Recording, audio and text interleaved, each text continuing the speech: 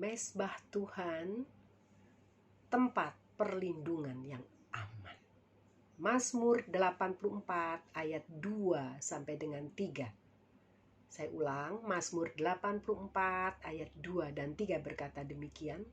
Betapa disenangi tempat kediaman-Mu ya Tuhan semesta alam. Jiwaku hancur karena merindukan pelataran-pelataran Tuhan. Hatiku dan dagingku bersorak-sorai kepada Allah yang hidup. Apa tempat kediaman Tuhan atau bait Allah itu? Yang saya maksud hanya bukan dalam arti sebatas fisik atau gereja, gedung atau tempat ibadah. Tetapi inilah yang dikatakan Rasul Paulus dalam 1 Korintus 6 ayat 19 sampai dengan 20. Atau tidak tahukah kamu bahwa tubuhmu adalah bait Roh Kudus yang diam di dalam kamu? Roh Kudus yang kamu peroleh dari Allah, dan bahwa kamu bukan milik kamu sendiri. Sebab kamu telah dibeli dan harganya telah lunas dibayar. Karena itu muliakanlah Allah dengan tubuhmu. Puji Tuhan. Orang percaya, umat Tuhan, wajib memelihara dan menggunakan tubuh ini untuk memuliakan Tuhan. Melakukan pekerjaan baik yang disediakan Allah dan menghidupinya dalam keseharian. Efesus 2 ayat 10.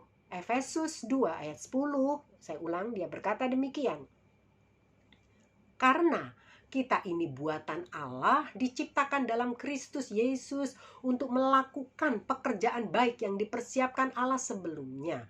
Ia mau supaya kita hidup di dalamnya. Puji Tuhan.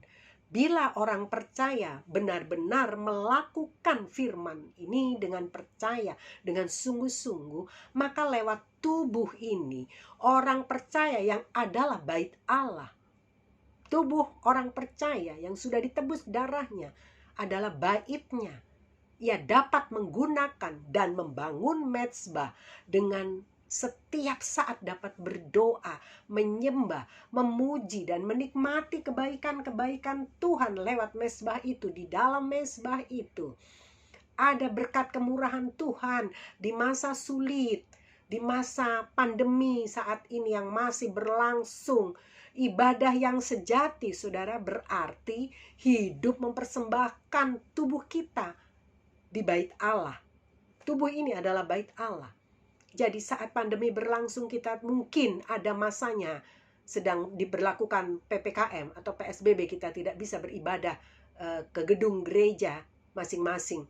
Tetapi di bait Allah ini pun kita tetap dapat terus melanjutkan penyembahan pujian kita.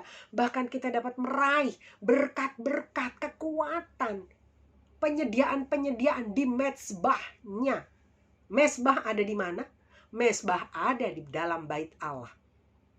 Dan ini adalah bait Allah. Ada mezbah di sini yang harus kita dirikan untuk memuji dan menyembah, memuliakan Dia, untuk mendengar, merenungkan, memperhatikan firman-Nya. Puji Tuhan.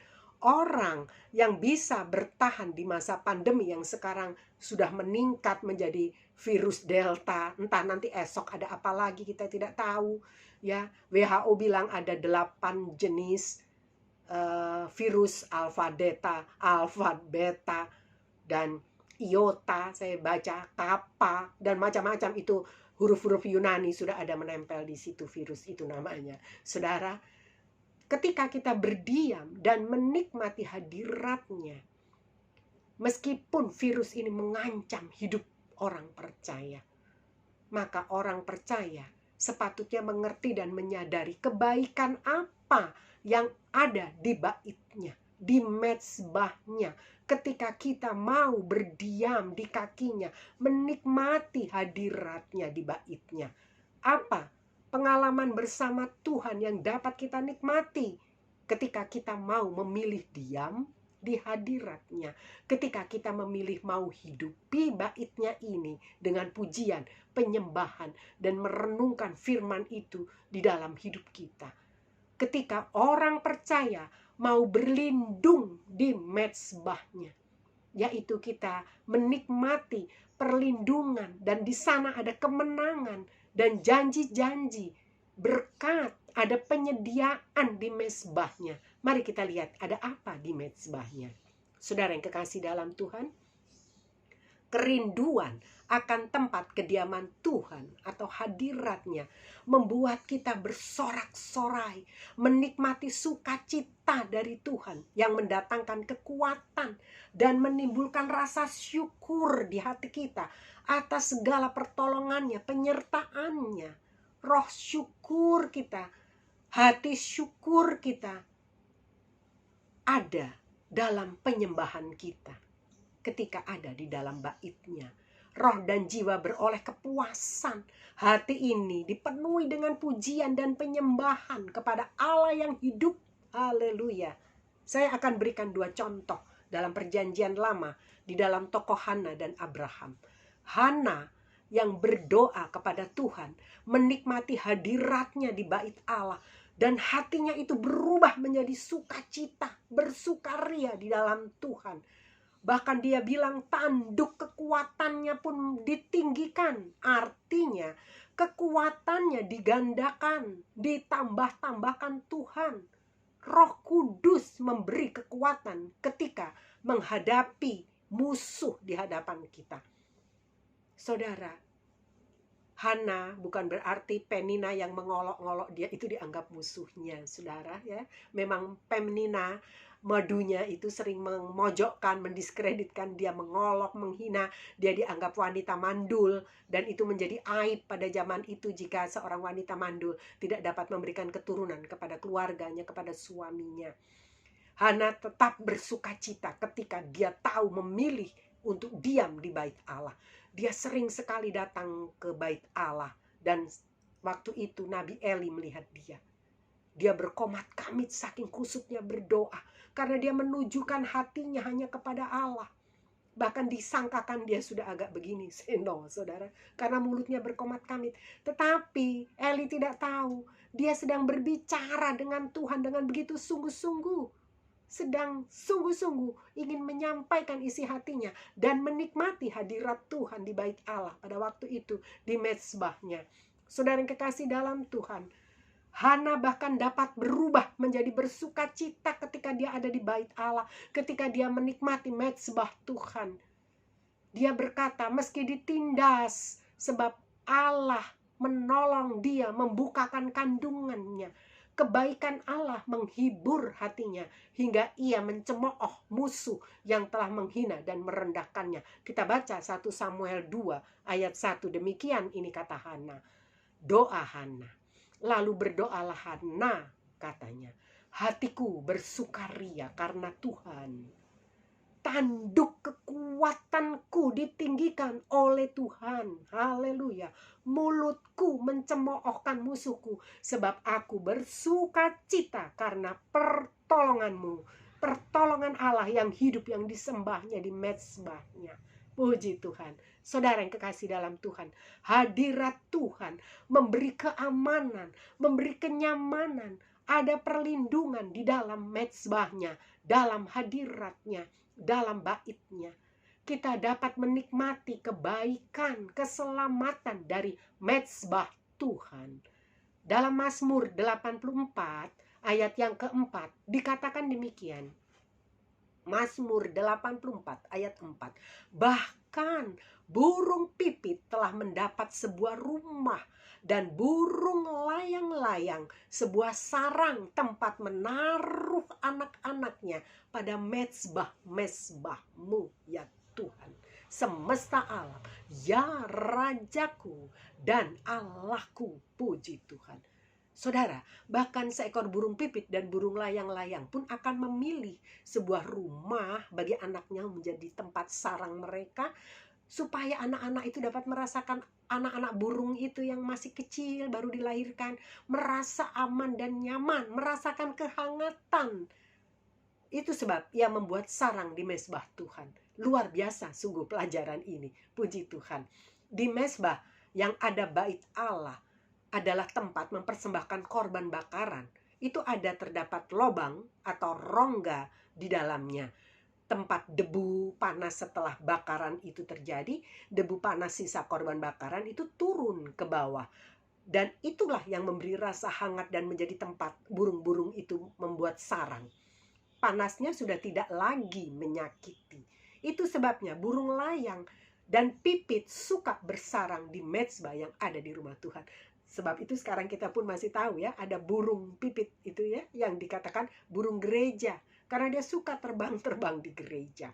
Saudara, sejak zaman Alkitab perjanjian lama dulu pun sudah terjadi ini. Itu dikatakan oleh firman Tuhan.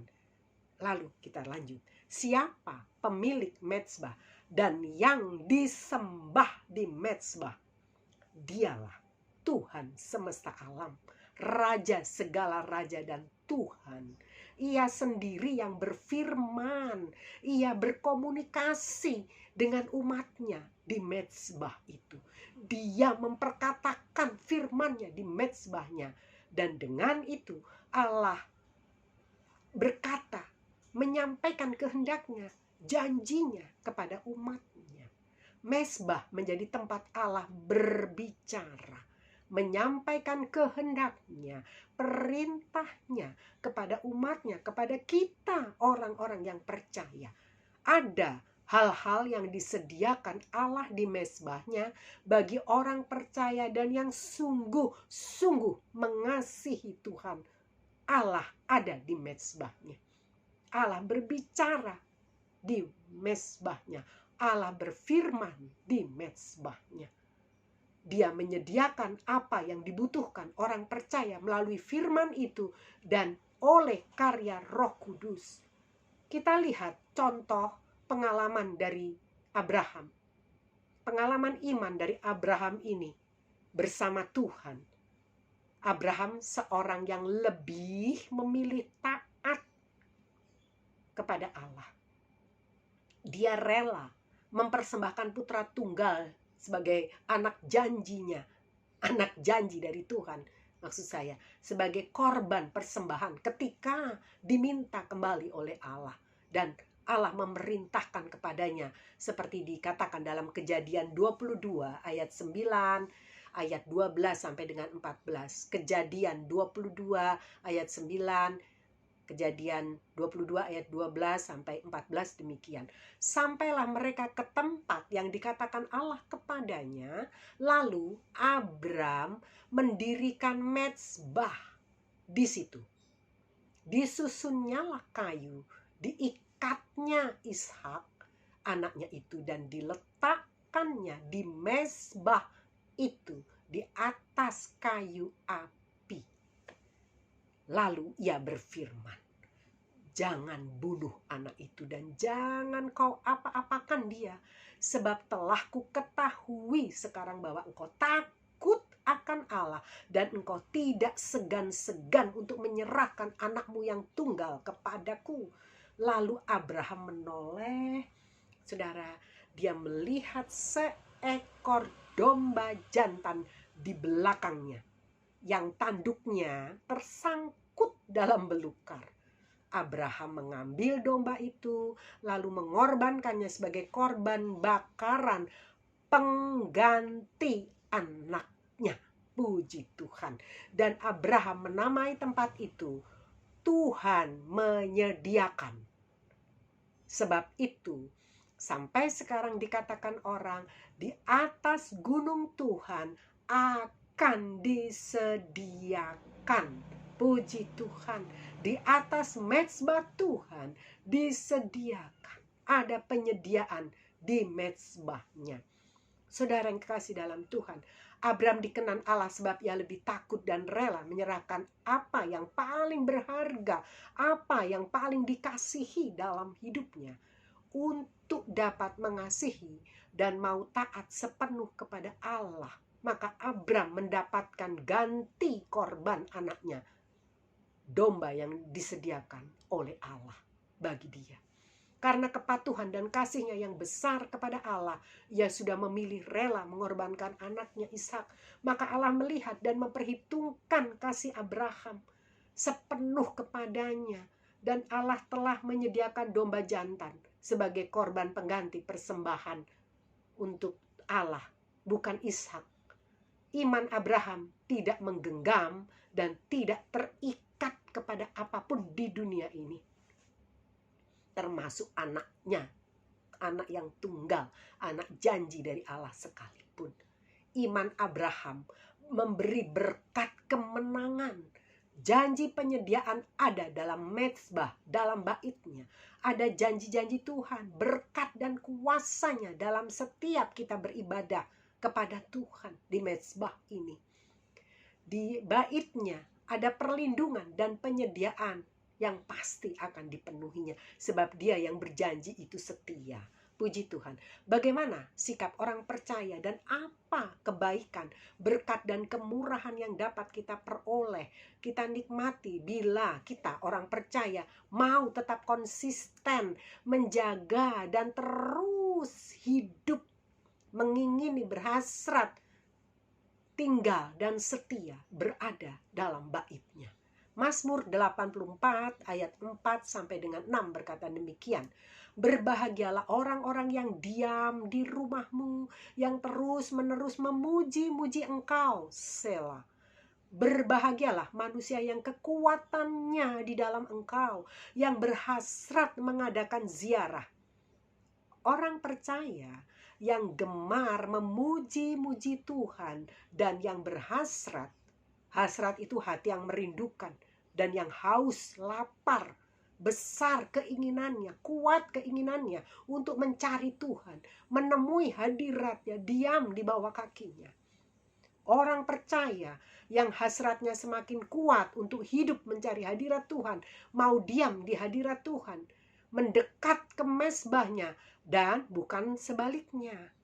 Semakin slow iman kita, semakin lemah kekuatan kita, menjadi lesu dan semakin malas mencari dan bersekutu dengan hadiratnya.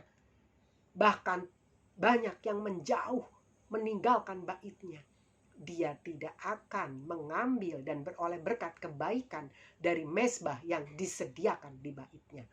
Maka orang itu sendiri yang akan menjadi rugi dan akan semakin terlantar rohaninya.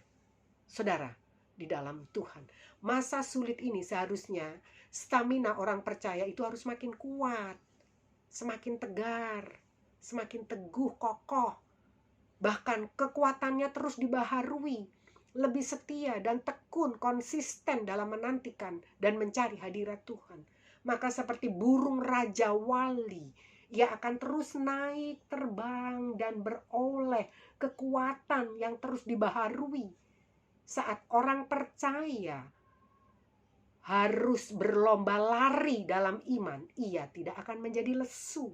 Bahkan ketika ia menempuh perjalanan hidup sesulit apapun, ia tidak menjadi lelah, seperti dikatakan dalam Yesaya 40 ayat 31. Tetapi orang-orang yang menanti-nantikan Tuhan mendapat kekuatan baru.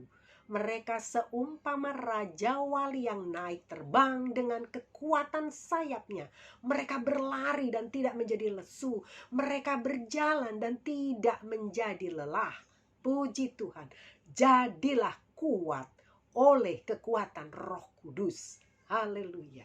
Mazmur 84 ayat 7 dan 12 berkata, mereka berjalan makin lama makin kuat hendak menghadap Allah di Sion. Ya Tuhan semesta alam, berbahagialah manusia yang percaya kepadamu. Puji Tuhan, haleluya. Saudara yang kekasih dalam Tuhan, namun untuk memperoleh dan mencari hadiratnya, sikap hati kita ini harus bagaimana? Dalam Keluaran 23 ayat 25 dikatakan demikian. Tetapi kamu harus beribadah kepada Tuhan Allahmu, maka Ia akan memberkati roti makananmu dan air minumanmu, dan Aku akan menjauhkan penyakit dari tengah-tengahmu. Mazmur 121 ayat 7 berkata, Tuhan akan menjaga engkau terhadap segala kecelakaan. Ia akan menjaga nyawamu. Itulah janji, perlindungan, keamanan bagi orang-orang yang rajin, tekun mau sungguh-sungguh mencari hadiratnya, mau diam di baitnya. Bahkan dikatakan oleh pemazmur Daud, lebih baik 1 hari di pelataranmu daripada 1000 hari di tempat lain.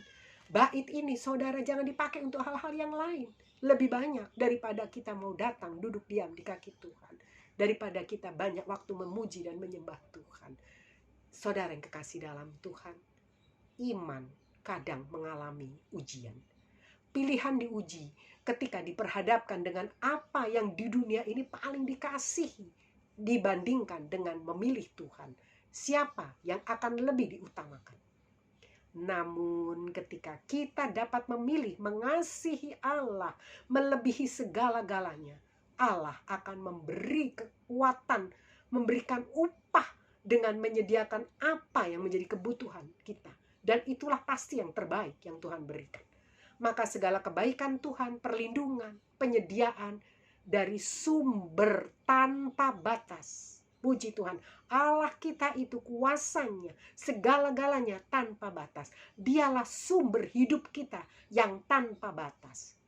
Dia akan menyediakan bagi kita, orang yang percaya, apa yang menjadi kebutuhan dan yang perlu untuk hidup kita. Puji Tuhan, amin, haleluya. Tuhan Yesus memberkati kita semua. Sekali Yesus, tetap Yesus. Puji Tuhan, haleluya.